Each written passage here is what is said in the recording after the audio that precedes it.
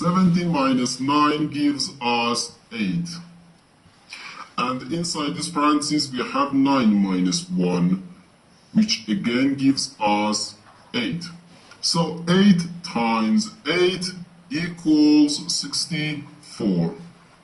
But this answer is not correct, because according to the order of operations, first we have to do parentheses, then exponent, then multiplication or division, and finally addition or subtraction.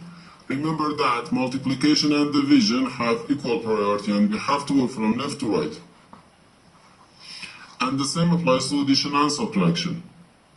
In this expression, we have one subtraction, one multiplication, and the one parenthesis. Inside this parenthesis, we have one subtraction.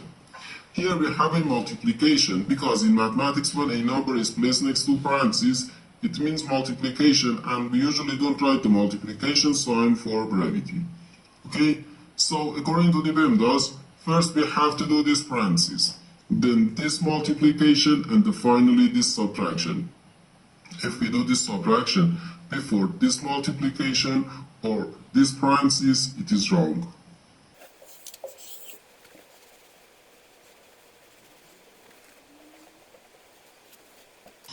So first we have to do this parenthesis. Inside this parenthesis we have 9 minus 1, which equals 8. So 17 minus 9, then times 8. Now we have one subtraction and one multiplication. According to the PEMDAS, multiplication has higher priority than subtraction, because multiplication comes before subtraction. So here, first we have to do this multiplication. 9 times 8 gives us 72.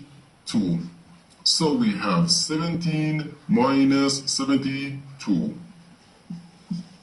which equals negative 55.